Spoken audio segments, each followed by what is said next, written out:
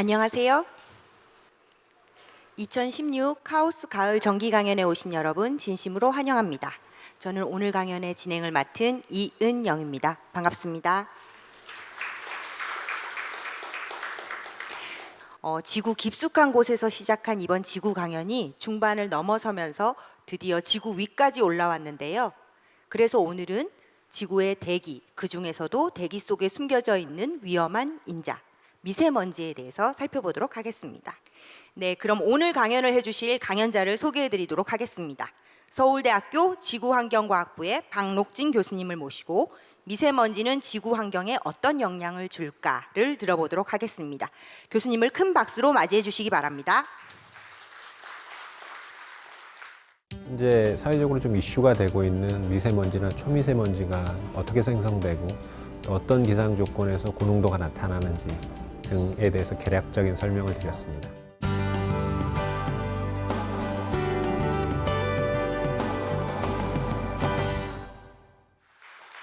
제가 오늘 미세먼지에 대해서 말씀드릴 텐데 일단 간략하게 미세먼지 정의는 다들 아시고 계실 겁니다. 공기 중에 떠돌아다니는 액체상, 고체상, 조그만 알갱이를 우리가 미세먼지라고 그러는데요. 또 제가 제 주위에 있는 분들을 만나보면 이제 저한테 항상 질문을 하십니다. 제가 미세먼지 연구를 하는 걸 아시고 계시니까 아니 박 교수 요새 미세먼지가 점점 더 농도가 높아지는 거 아니야? 미세먼지에 의한 대기 오염이 점점 심해지는 거 아니야? 계속 이렇게 물어보시거든요. 그래서 과연 대한민국의 미세먼지 농도가 정말 증가했기 때문에 이런 관련 뉴스가 증가하는 건지 또는 여러분들의 관심사도 같이 증가하는 건지 한번 알아보겠습니다. 자, 지금 보여드리고 있는 그래프가 여러분이 보시기에 왼쪽에 있는 그림이 우리가 속칭 미세먼지라고 부르는 PM10의 농도의 연변화입니다. 지난 20년간의 농도의 변화고요. 이건 서울에서 측정된 자료입니다. 딱 보시기에 어떠세요? 미세먼지 농도가 큰 틀에서는 쭉 감소하고 있죠. 물론 부분 경년에 따라서 조금 증가하는 기간도 있긴 하지만 계속 지속적으로 감소해 왔습니다. 특이한 사항은 보시기 2012년이 가장 미세먼지가 낮았습니다. 그리고 그 이후에 조금 증가하는 경향을 보이고 있지만 전반적으로 20년 동안 미세먼지 농도는 감소해 왔고요. 주된 원인 중에 하나는 저희 환경부가 이런 PM10으로 대표되는 미세먼지의 농도를 줄이기 위해서 직접적으로 배출되는 미세먼지의 배출량을 감소시키게끔 계속 노력을 해왔습니다. 그 증거가 이제 오른쪽에 나타난 그래프인데요. 그래서 이러한 환경 정책이 어느 정도는 효과를 발휘하고 있지 않나 이렇게 생각을 할 수가 있습니다. 제가 앞선 슬라이드에서는 미세먼지인 PM10의 농도 변화를 보여드렸는데 그 다음 슬라이드는 그럼 PM2.5는 어떤지 초미세먼지의 농도는 어떻게 변화해 왔는지 한번 보여드릴게요. 자, 이게 서울에서 관측된 초미세먼지의 농도 변화입니다. 지난 10년간의 농도 변화를 보여드리고 있는 거고요. 보시기에 이 초미세먼지의 농도도 조금씩 감소하고 있지만 미세먼지에 비해서는 그 감소폭이 확연히 조금 덜하죠. 그래서 앞으로 우리는 그 인체 유해성이 훨씬 더 큰 미세먼지보다는 초미세먼지의 농도를 조금 더 많이 줄일 수 있게끔 여러 가지 환경 정책이랄지 국민들의 참여가 필요하지 않나 이렇게 생각을 하고요. 그럼 초미세먼지랑 미세먼지가 물론 초미세먼지는 미세먼지 안에 들어가는 개념입니다. 그래서 미세먼지는 초미세먼지를 포함하고 있는 거거든요. 하지만 이렇게 사이즈가 작은 녀석이랑 큰 녀석은 과연 어떻게 생성되고 또 어떤 녀석들이 있는지 한번 알아보겠습니다. 자, 이게 딱 보시면 연상이 되는 게 흙먼지죠. 이거는 이제 자동차가 싹 지나가면 뒤에 흙먼지가 샥 일어나가지고 이런 소일 더스트 같은 이런 먼지들이 하늘로 올라가는데 실제로 이 흙먼지는 황사하고 똑같습니다. 황사도 비슷한 메커니즘으로 비슷한 기작으로 생성되는데 동아시아에서 아주 이렇게 건조한 땅에 흙들이 많이 있으면 거기에 강한 바람이 불어가지고 이런 흙먼지가 하늘로 떠 올라가고 이게 우리나라까지 쭉 이렇게 이동해 오는 게 바로 황사거든요. 근데 비단 그런 아주 동아시아의 전체 큰 스케일에서 영향을 주는 흙먼지뿐만 아니라 여러분이 매일매일 이렇게 길거리를 지나가다 보면 자동차가 싹 지나가면 흙먼지가 이렇게 싹 불러 올릴 때가 있거든요. 그런 것도 우리가 비산먼지라고 부릅니다. 그래서 이것도 실제로 미세먼지 농도의 중요한 원인 중에 하나거든요. 하지만 하여튼 이런 흙먼지는 자연 발생적으로 생기는 것들이고요. 이에 반해서 이것보다 조금 더 작은 초미세먼지는 생성 기작이 조금 다릅니다. 자, 이게 이제 제가 초미세먼지 생성 기작을 설명드리기 위해서 준비한 슬라이드인데, 보시면 왼쪽에 보이는 게 어떤 병에 물방울이 맺혀져 있죠. 실제로 여러분들이 여름철에 이제 시원하게 음료수를 즐기고 싶으셔가지고 사이다나 콜라를 냉장고에 넣은 다음에 그걸 밖으로 빼놓으면 수분 내에 그 표면에 물방울이 이렇게 생기는 걸 아실 수가 있습니다. 그리고 때때로 또 오른쪽에 보이는 슬라이드처럼 아침에 약간 추운 날 아침에 안개가 이렇게 생성되는 걸 갖다 우리가 경험할 수도 있고요. 근데 이러한 물방울이 생기는 것들은 어떤 기작이냐면 공기 중에 있는 수증기는 기체입니다. 이 기체가 여러 개가 달라붙어 가지고 물방울로 응결 현상이 일어나 가지고 물방울이 만들어지는 거거든요. 초미세먼지도 똑같은 기작으로 생깁니다. 단지 재료만 다릅니다. 물방울은 재료가 수증기죠. 인체에 무해한. 하지만 초미세먼지들, 우리가 초미세먼지라고 부르는 것들은 재료가 조금 다릅니다. 재료가 어떤 것들이 있냐면요. 자, 맨 왼쪽에 보시면 화력발전소처럼 생겼죠. 제가 최대한 비슷한 걸 골랐는데, 자 보시면 굴뚝에서 막 연기가 나오고 있죠. 화력발전소는 대부분 그 황이라는 물질을 많이 포함하고 있는 석탄을 많이 태웁니다. 그래가지고 우리가 증기 터빈을 돌려서 전기를 갖다 생산하거든요. 그래서 화력발전소를 우리가 많이 이렇게 개설하면 개설하고 쓰면 쓸수록, 전기를 많이 쓰면 쓸수록 이산화황이라는 이 기체가 많이 대기 중으로 배출되게 됩니다. 그러면 이 이산화황이 여러 개가 달라붙으면 거기서 볼 수 있는 설퍼릭 애시드라는 황산 또는 황산염이라는 초미세먼지가 생깁니다. 그리고 당연히 이거는 기체에서 생성된 미세먼지이기 때문에 훨씬 사이즈가 작죠. 또 하나는, 두 번째, 여러분이 매일매일 이용하시는 자동차 같은 경우는 질소화합물을 갖다 내뿜습니다. 질소화합물도 대기 중에서 이렇게 달라붙으면 질산염이라는 또 초미세먼지를 만들어냅니다.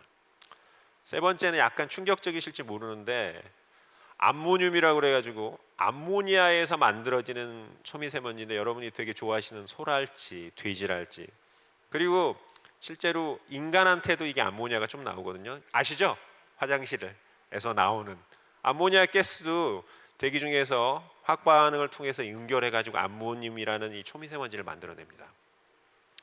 자, 마지막으로 네 번째 있는 소스는 유기기체라는, 그러니까 우리가 오게닉 가스라고 그러는데, 이 유기기체가 또 대기 중에서 여러 산화 과정을 통해서 이게 달라붙게 되면 유기탄소라는 미세먼지를 만들어냅니다.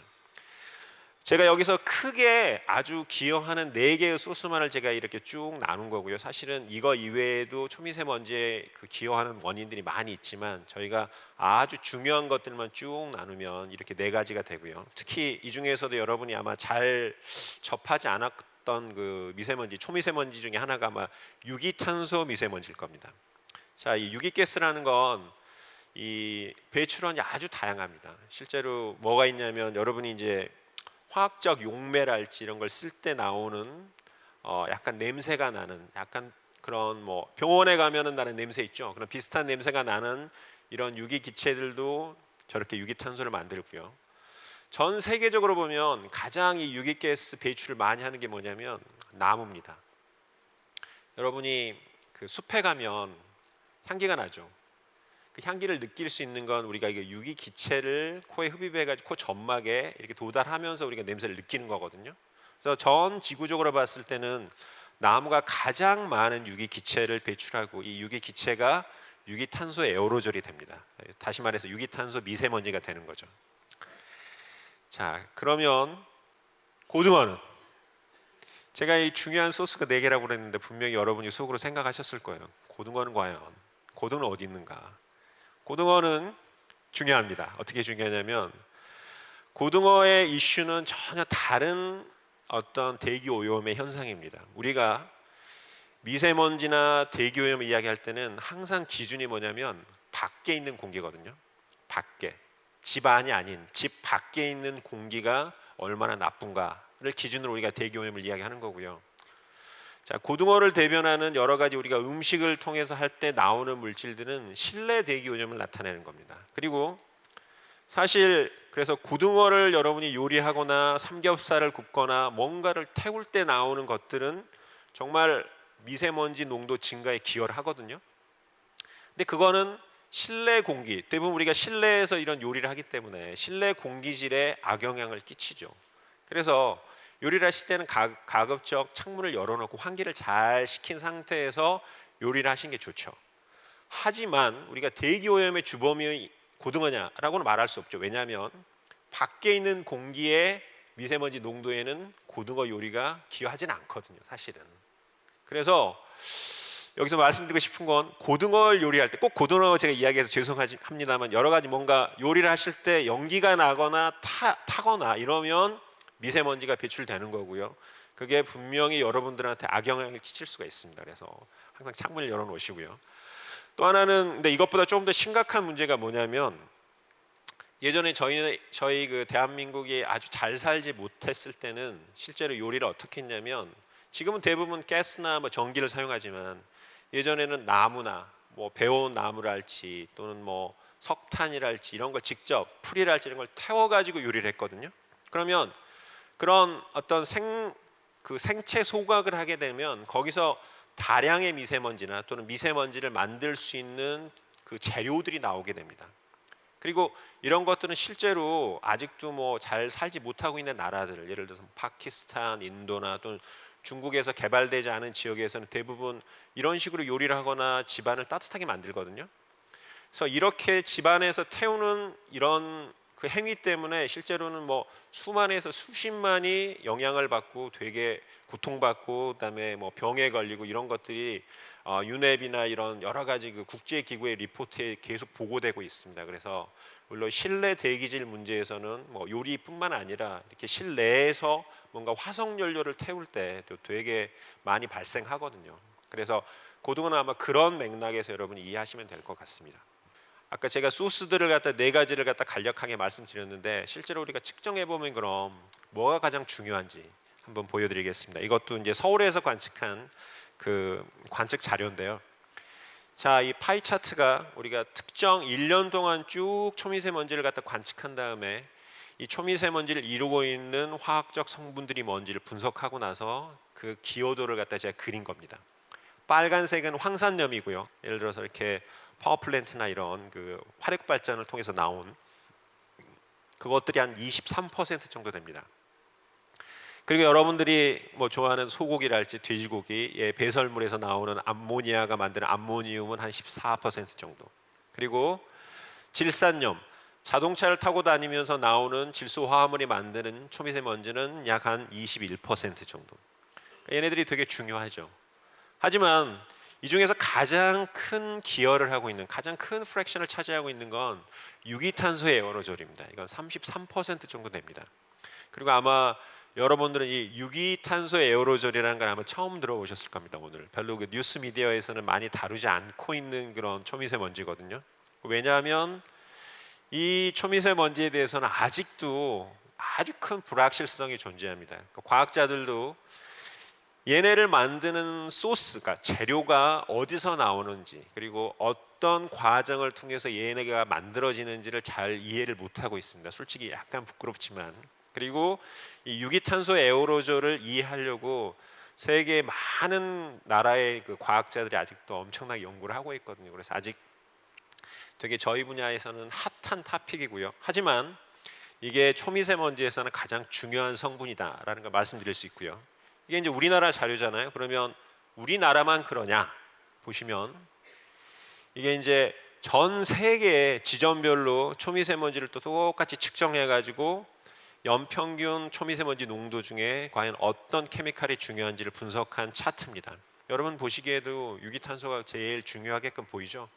전 세계적으로도 이 유기탄소 에어로졸이 가장 중요한 초미세먼지 구성 성분 중에 하나입니다.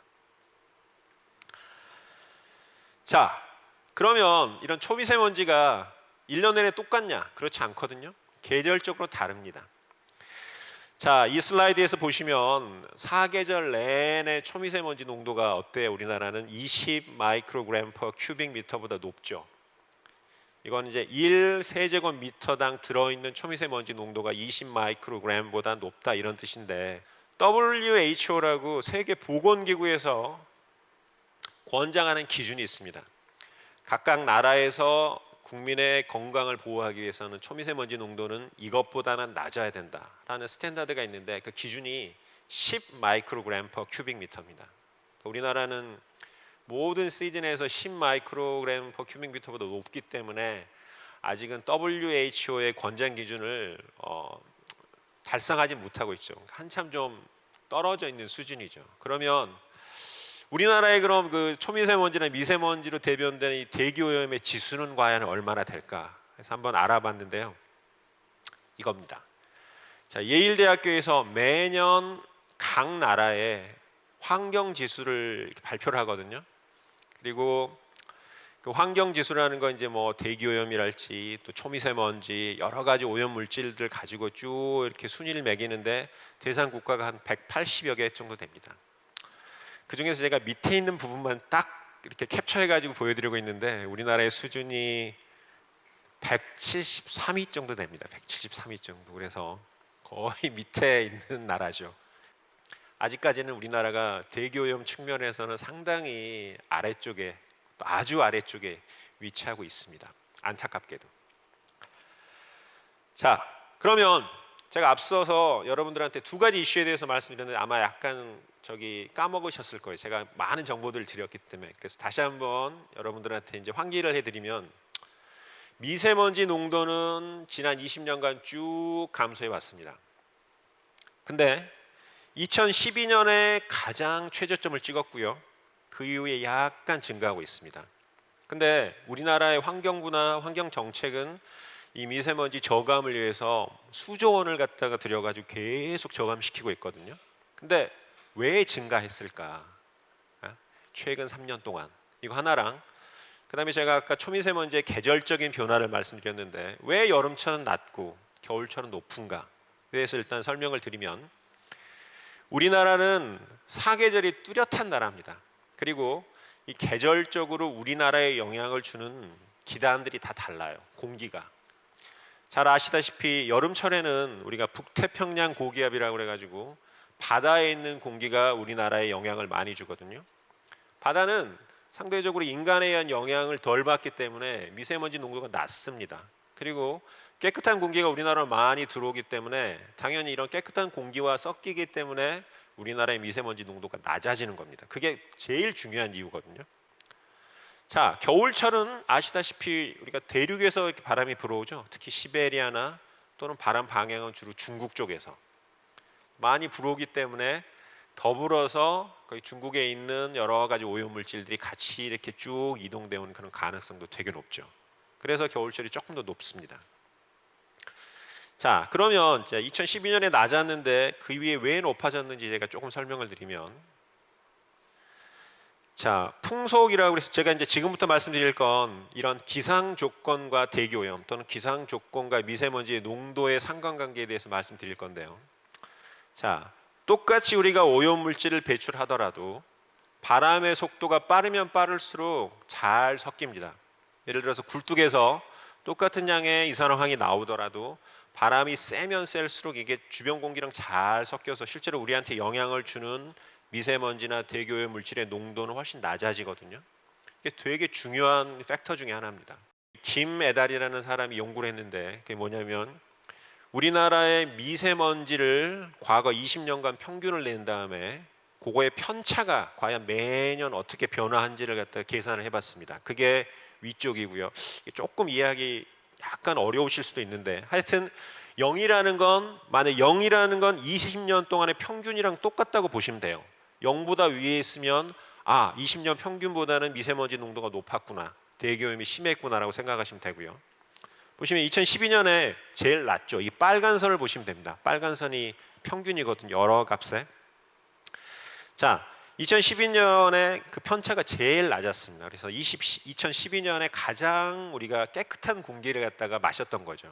그 이후에 조금씩 증가하고 있는 게 보이시죠? 똑같은 연구를 어떻게 했냐면 대한민국의 바람의 속도를 다 평균한 다음에 그거에 또 매년 편차를 그렸습니다. 그게 밑에 그림입니다. 밑에 그림 보시면 2012년 물론 우리는 못 느끼지만 이 사이언티픽한 데이터의 결과로는 2012년에 가장 바람이 셌습니다. 우리나라가. 그리고 그 이후에 바람이 점점 줄고 있어요. 풍속이. 그만큼 우리가 똑같은 양의 오염물질을 배출하더라도 점점 더 덜 섞이는 그런 기상 조건 환경으로 쭉 가고 있다는 걸 나타내는 거죠. 그래서 이 전체 연구기간에 우리가 상관관계를 미세먼지의 편차랑 바람 속도의 편차를 갖다 쭉 이렇게 어떤 리니어 리그레이션 상관관계 도를 그려봤더니 되게 선형적인 상관관계가 나타나고 그 코릴레이션 코에피션트 상관관계는 거의 마이너스 0.7에 가깝습니다. 다시 말해서 풍속의 저하가 미세먼지 농도의 증가를 많은 부분 설명해 주고 있다는 거죠. 그럼 여러분들이 분명히 이제 이런 질문이 드실 거예요. 그럼 왜 풍속이 점점 줄어들고 있지? 라고 여러분이 저한테 물어보시면 저는 대답은 이거밖에 없습니다. 기후변화 때문에. 안 웃으시네요. 이게 상당히 웃긴 대답이었는데 실제로 대부분의 과학자들이 특히 기후나 저런 대기과학을 하신 분들이 기후변화라고 이야기하면 잘 모른다는 뜻입니다. 이런 말씀 드려도 되나요? 왜냐하면 기후변화는 워낙에 광범위하고 그 기여하는 원인도 많고 우리가 아직 충분히 이해를 못하고 있거든요. 하지만 제가 어느 정도는 개연성이 있다고 보는 게 여러분 올여름 엄청 더웠죠. 장마인데 비도 엄청 안 왔습니다. 기상청 매일 혼났죠.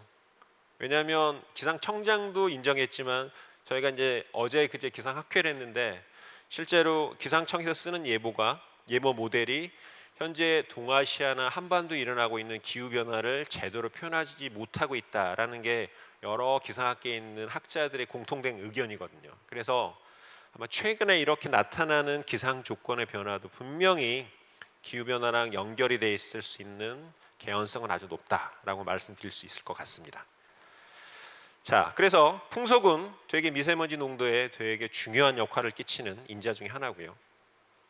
또 하나는 이렇게 우리가 잘 느끼지는 못하지만 실제로 대기에는 조그만 층이 있습니다. 서피스부터. 이걸 우리가 이제 믹싱 레이셔라고 그래가지고 혼합고라고 그러는데 낮에는 대기가 어떤 식의 온도의 분포가 있냐면 지표가 가장 뜨겁습니다. 이게 태양빛에 의해서 빨리 데워지거든요. 그리고 우리가 위로 올라갈수록 온도가 점점 이렇게 떨어져요. 그렇기 때문에 자연적으로 뜨거운 공기가 위로 올라가려는 이런 특성이 있거든요. 그래서 굴뚝에서 어떤 오염물질이 나오면 이게 잘 섞여요, 위로. 그렇기 때문에 똑같은 양의 오염물질이 나오더라도 농도가 낮죠. 왜냐하면 위로 아주 잘 섞이니까. 하지만 밤이 되면 이 온도의 연직적인 분포가 반대가 됩니다. 왜냐하면 지표가 더 빨리 식거든요. 여전히 대기는 온도를 가지고 있는데 지표는 빨리 식어요. 그래서 온도 프로파일이 이렇게 되면 차가운 공기는 더 이상 올라가려고 하지 않습니다. 그래서 지표에서 오염물질이 많이 나오면 나오는 족족 그대로 쌓여 있죠. 저희가 자동차에서 나오는 배출을 갖다가 쭉 조사해 보면 선진국들은 아침에 출근 시간에 되게 자동차에서 나오는 그 질소화합물의 농도가 엄청 올라가거든요. 그러다가 쭉 떨어집니다. 다시 퇴근 시간에 되면 다시 올라가요. 그만큼 자동차를 사용하는 양에 따라서 이런 오염물질의 배출이 이렇게 투피크로 나타나는데 우리나라는 특이하게 아침에 쭉 나타났다가 낮에 조금 주는 듯 하다가 오후부터 한번 올라가면 밤 12시까지 계속 높습니다. 그 말은 계속 자동차를 사람들이 이용하고 있다는 말이죠. 특히 밤에 자동차를 많이 사용하면 사용할수록 오염물질의 농도는 급격하게 올라갑니다. 이게 어떤 걸 의미하냐면 실제로 어떤 헬스 스터디에 의하면 아주 건강한 운동 선수들을 두 그룹으로 나눠 가지고 한 그룹은 아침에 조깅을 하게 했어요. 한 그룹은 오후에. 한 달 후에 그 사람들의 면역을 갖다가 쭉 조사를 해봤더니 아침에 운동한 사람들은 면역성이 급격하게 떨어져 있답니다. 그리고 훨씬 감기도 잘 걸리고. 그래서 어차피 우리가 대기오염이 있고 피할 수 없는 존재라면 가급적 오후에 운동하시는 걸 제가 권장드리겠습니다. 자, 그리고 또 재미있는 사실 중에 하나는 우리가 대도시에서는 전력을 많이 소모하기 때문에 그리고 우리가 필요한 재료들을 만들어야 되기 때문에 공장이 필요한데 발전소가 필요한데 땅값도 비싸지 오염물질도 나오지 그렇기 때문에 항상 외곽으로 우리가 내보내거든요. 싼 대로 또 사람이 적은 대로. 근데 이러한 행동들이 아이러니컬하게도 대도시의 대기오염을 훨씬 더 악화시킵니다. 왜냐하면 대도시는 이 주변보다 온도가 항상 1도 내지 2도 정도 높습니다. 이걸 우리가 열섬 효과라고 그러는데, 왜냐하면 우리가 지표는 다 이렇게 아스팔트로 깔죠. 포장하죠. 우리가 에어컨 많이 사용하죠. 그래서 인공열들이 훨씬 많이 나와요. 도시에서. 그러면 뜨겁기 때문에 항상 공기가 이렇게 위로 올라가려는 그런 특성이 있습니다. 큰 대도시에서는. 만약에 공기가 이렇게 위로 올라가면 그걸 갖다 메꿔주기 위해서 주변에 있는 공기들이 이렇게 들어오겠죠. 그래서 이런 식의 공기의 순환이 일어나기 때문에 만약에 우리가 오염물질을 피하기 위해서 어떤 큰 공장을 외곽으로 경기도로 쭉 내보냈는데 이런 순환이 일어나면 그런 오염물질이 다시 서울로 쭉 몰려드는 이런 현상들이 실제로 나타납니다. 가장 좋은 예 중에 하나가 북경이 그런데요. 북경시에서 사용하려는 모든 전기를 생산하기 위해서 화력발전소를 다 시 외곽으로 이렇게 쭉 내보냈는데 오히려 대기오염이 훨씬 더 심해집니다. 이런 식의 현상 때문에. 그래서 이러한 어떤 대기에서 일어나는 오염물질의 순환에 관련된 현상도 충분히 고려하고 우리가 어떤 정책을 또 시행해야 되지 않을까 이런 생각도 듭니다. 자, 그래서 간략하게 이제 우리가 겨울철로 쭉 가고 있잖아요. 지금 오늘도 되게 추웠는데 사실은. 그래서 미세먼지가 겨울철에 상당히 고농도가 나타나는데 그때 물론 우리가 얼마나 배출하는가도 중요하지만 기상 조건도 되게 중요한 팩터 중에 하나고요. 제가 여기서 한 가지 팁만 딱 드리면 미세먼지가 높게 나타나는 기상 조건은 항상 고기압이 때입니다. 고기압, 하이 프레셔. 2013년 1월에 북경에서 미세먼지 농도가 미국 대사관 기준으로는 한 1000 마이크로그램 per 큐빅미터까지 올라갔어요. 1세제곱미터당 1000 마이크로그램이면 진짜 높은 거거든요. 저희 예를 들어서 뭐 우리는 100만 대도 미세먼지 농도 워닝 같은 거 나오잖아요. 그래서 뭐 마스크 쓰고 야외 활동은 자제하라고. 그런데 그게 10배 이상이 올라갔는데 중국 정부는 한 800 정도만 발표를 했거든요. 하여튼 그 차이에 대한 원인은 모르겠지만 1000까지 올라갔는데 그때의 기상 조건은 동아시아랄지 우리나라가 한반도 전체가 하이 프레셔, 그러니까 고기압의 상에 있었습니다. 이런 고기압이 공기를 정체시키거든요. 고기압 때는 또 구름도 잘 안 끼기 때문에 태양 복사 에너지도 많이 들어오고 그래서 온도가 조금 올라가고 그럴 때 대부분 많은 분들이 야외 활동 많이 하시는데 그때 상당히 그 미세먼지 농도가 올라가죠. 그래서 아마 올겨울에 한번 실제로 제 강의를 들으셨으니까 정말 그런 현상이 일어나는지 안 일어나는지 한번 살펴보시기 바랍니다. 자, 그럼 이제 지금부터는 그럼 이런 미세먼지가 지구나 또는 지구 인에게 어떤 영향을 끼치는지에 대해서 조금 말씀드릴 텐데요. 일단은 여러분 다 아시다시피 미세먼지는 아주 작은 알갱이기 때문에 우리가 흡입을 하면 폐에 이게 쭉 도달해가지고 거기에 쭉 쌓이게 됩니다. 보시면 왼쪽에 있는 폐는 건강한 폐고 오른쪽에 있는 폐는 오랜 세월 광산에서 일한 광부의 폐거든요. 그래서 미세먼지에 대해서 많이 노출돼가지고 상당히 좀 많은 피해를 입은 폐인데요. 그 월러스 2000년 그 연구에 의하면 이게 미세먼지에 의한 영향에 대해서 가장 많이 이렇게 인용이 되는 그런 연구 중에 하나인데 실제로 대기 중의 미세먼지 농도가 50 마이크로그램 per 큐빅미터씩 증가할 때마다 사망률이 한 1에서 8% 정도 증가한다는 이런 보고가 있습니다. 근데 이건 주로 이제 미국 쪽을 대상으로 한 거기 때문에 우리나라는 조금 다를 수는 있지만 이거는 사망률이고요. 실제로 우리가 겪는 여러 가지 질환은 많이 발생할 수가 있거든요. 예를 들어 호흡기 질환이랄지 천식이랄지 이런 것들은 미세먼지 아주 밀접한 연관관계가 있다고 알려져 있습니다. 자, 비단 이런 직접적인 인간에 대한 영향뿐만 아니라 오른쪽 보시면 미세먼지가 많아지면 공기가 뿌얘집니다. 이게 시정이 저하가 되거든요. 제가 모두에 말씀드렸듯이. 근데 항상 이런 것만 아닙니다. 항상.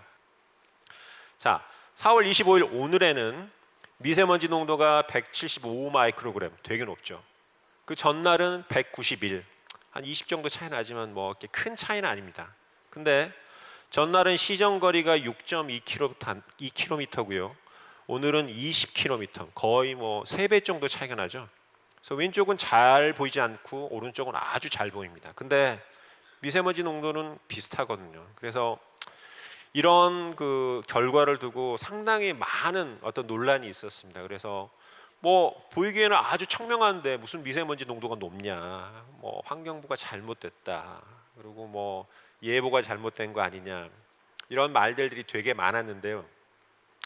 실제로 이게 가능한 게 어떤 현상 때문이냐면, 미세먼지가 아까 특히 초미세먼지는 생성 과정이 어떻냐면, 제가 아까 말씀드렸듯이 기체가 대기 중에서 여러 개가 달라붙어 가지고 딱 그 액상이나 또는 그 고체상에 조그만 알갱이가 된다고 제가 말씀드렸죠.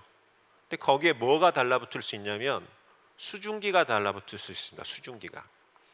우리가 그런 미세먼지를 뭐라고 그러냐면 친수성 미세먼지라고 그러는데요. 그러니까 일단 미세먼지가 만들어졌는데 거기에 공기 중에 수증기가 많으면 계속 수증기가 달라붙어요. 그러면 뭐가 돼요? 걔가 점점 커지죠. 그리고 물방울이 되는 거예요. 그래서 얘가 달라붙으면 달라붙을수록 계속 커집니다. 그냥 이게 쭉쭉쭉 달라붙으면 커져요. 그리고 대기 중에 그 수증기의 양을 나타내는 척도는 뭐냐면 상대 습도입니다.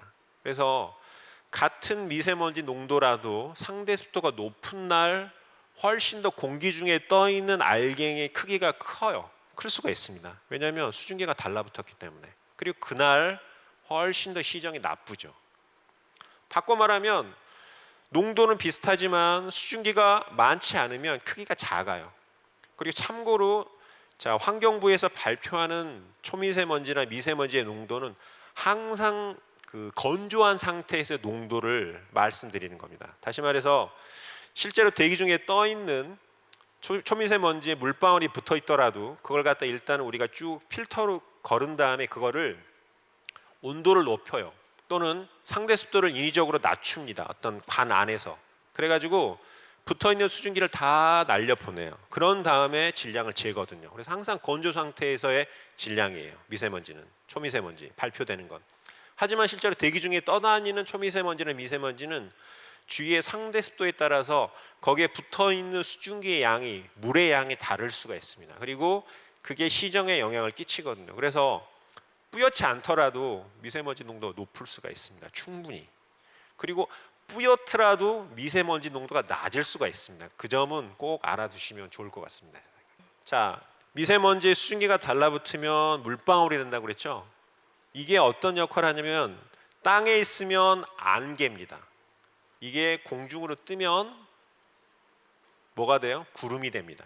구름과 안개는 기상학적으로는 똑같은 현상인데요. 안개는 지표 가까이 있는 거고요.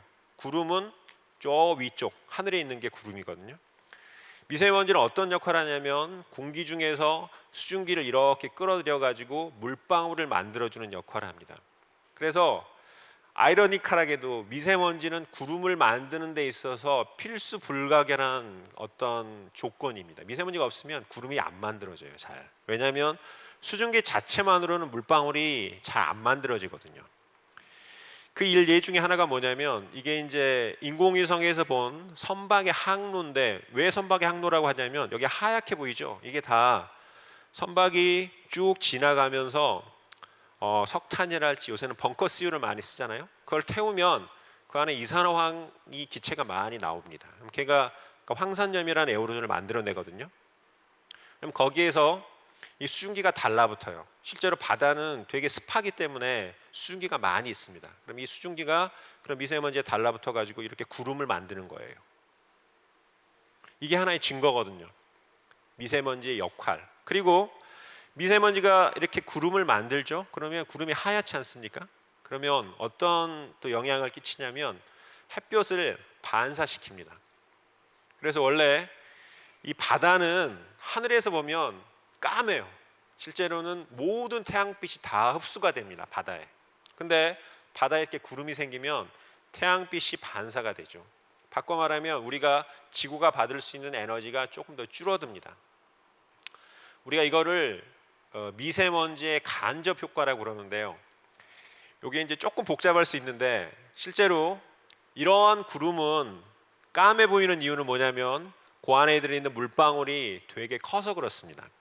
그리고 오른쪽에 하얘 보이죠? 하얘 보이는 건 안에 들어있는 물방울이 작아서 그런 건데, 왜 그러냐면 실제로 이런 구름이라도 우리가 인위적으로 미세먼지를 많이 발생시키잖아요. 그러면 미세먼지가 구름을 만드는 역할을 하기 때문에 들어가 가지고 수증기를 갖다 많이 같이 나눠요. 서로 많이 나누면 구름방울의 알갱이가 좀 더 작아집니다. 그러면 구름방울의 알갱이가 작아진 게 여러 개가 있으면 그 표면적은 큰 게 몇 개 있는 것보다 훨씬 더 커집니다. 이건 약간 뭐 수학적으로 좀 계산해 보면 나오긴 하는데 저를 믿으십시오. 제가 교수기 때문에 거짓말 안 할 겁니다. 아마 이게 표면적이 커지면 커질수록 빛을 많이 반사하기 때문에 하얗게 보여요. 그래서 이게 인위적으로 여러분이 자동차를 많이 타고 다니거나 석탄을 많이 태우면 미세먼지가 많아지고 그 미세먼지가 실제로 이렇게 구름을 하얗게 만드는 역할을 합니다.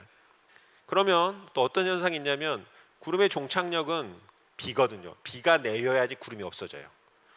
이 경우는 구름방울이 크기 때문에 몇 개만 달라붙으면 빗방울이 돼서 금방 없어지는데 이 경우는 작기 때문에 비가 잘 안 내려요. 그래서 구름이 계속 오랫동안 잔존할 수가 있습니다. 이런 미세먼지가 구름을 바꾸고 이 구름이 다시 태양빛을 다시 반사시켜 가지고 지구가 에너지를 덜 받게 하는 이런 효과가 현재 기후변화 연구에서 가장 불확실성도 크고 또 우리가 많이 연구해야 할 그런 분야 중에 하나입니다. 자, 그래서 이렇게 시시각각 계속 지구 환경은 변하고 있습니다. 그래서 전 세계 과학자들이 과연 지구가 어떤 식으로 변하는지, 특히 지구 대기가 어떻게 변하는지를 면밀히 관측을 해야 되거든요. 근데 이게 이제 지표에서만 관측하기는 힘듭니다. 그래서 전 지구를 갖다 관측하기 위해서 어떤 저희가 그 노력을 하냐면 특히 이렇게 인공위성이라고 그래가지고 우주로 인공위성을 쏘아 올려서 계속 지구를 돌면서 지구의 대기가 어떻게 변하는지를 시시각각으로 우리가 측정을 하고 있습니다. 요거는 미국에서 쏘아 올린 인공위성인데요. A-트레인이라고 그래가지고 열차 같죠. 얘부터 얘까지가 30분 정도 됩니다. 그래서 얘가 날고 나서 30분 후에 쭉쭉쭉쭉 해서 얘까지 날거든요. 이게 지구를 한 바퀴씩 돕니다. 매일 쭉 측정을 하죠. 전 지구를. 그래서 제가 말씀드린 뭐 대기를 갖다 구성한 여러 가지 화학 물질들, 또 오염 물질들, 미세먼지를 포함해서 또 측정도 하기도 하고 온도랄지 기압 이런 것들도 다 측정하고 구름 이런 것들을 갖다 계속 면밀히 감시하고 있고요. 이게 이제 미국에서 하는 행동 중에 하나고요. 우리나라도 사실은 비슷한 이런 인공위성을 띄워가지고 우리나라의 환경을 갖다 지속적으로 감시하는 그런 그 인공위성 프로그램이 있고요. 그 중에 하나가 미래 이제 2017년, 18년에 이런 지오콤셋이라고 그래가지고 이거는 지오스테이셔너리 즉 정지 궤도 위성입니다. 그래서 우리나라를 포함해서 동아시아 한쪽에서만 계속 측정을 하는 그런 위성이거든요. 그래서 이 위성이 관측하는 게 이 적도에 쭉 떠서 이쪽을 갖다 바라보고 있습니다. 그래서 이게 총 3가지의 다른 센서들인데 하나는 고시라는 거 뭐냐면 이 해양의 색깔을 갖다가 측정하는 그런 센서고요. 그다음에 여기 AMI라는 건 기상 위성입니다. 그래서 구름이랄지 뭐 태풍 이런 것들 측정하는 위성이고요. 마지막으로 잼스라고 해서 이거는 제가 오늘 말씀드렸던 미세먼지를 포함한 여러 가지 대기오염 물질들을 측정하고 감시하는 그런 역할을 합니다. 그래서 동시에 올려가지고 매일매일의 변화를 갖다 측정하는 그런 역할을 하고 있죠. 그래서 이런 잼스라는 환경 위성에서 쭉 관측한 예를 갖다 제가 쭉 보여드리고 있는데요. 예를 들어서 자동차에서 나오는 질소 화합물 있고요. 그 다음에 제가 아까 말씀드렸던 그 석탄을 갖다 태우면 나오는 이산화황, 그 다음에 미세먼지, 에어로졸, 저희가 이제 미세먼지를 영어로는 에어로졸이라고 많이 하거든요. 물론 뭐 particulate matter에서 PM이라고도 하긴 하지만 에어로졸도 측정하고 있고요. 이 HCHO라는 건 포르말데하이드입니다. 우리가 뭐 새집 증후군 또는 발암 물질로 알려져 있는데 얘가 바로 유기기체가 대기 중에서 산화가 되면 나오는 그런 기체거든요. 이런 인공위성이 이런 오염 물질들을 또 쭉 측정을 해가지고 앞으로 우리 한반도에 또는 동아시아의 여러 가지 변화가 어떻게 되는지를 갖다 지속적으로 모니터링할 그런 계획에 있고 또 현재 우리가 대기 오염을 갖다 예보하고 있는데 그런 예보의 예측성도 앞으로 올릴 그런 그 계획에 있습니다. 자, 그럼 이상으로 제 발표를 마치도록 하겠습니다.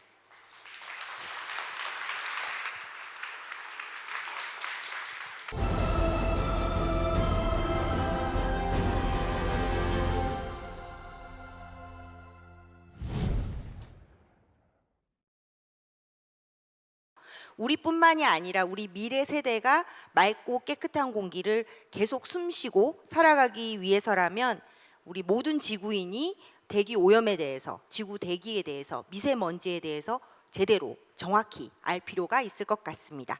그런 점에서 오늘 강연이 정말 유익했던 것 같습니다. 지구인도 모르는 지구 다음 시간은 심해로 여행을 떠나봅니다. 한국해양과학기술원의 김웅서 책임연구원께서 심해 비밀의 문을 열다라는 주제로 강연을 해주시고요.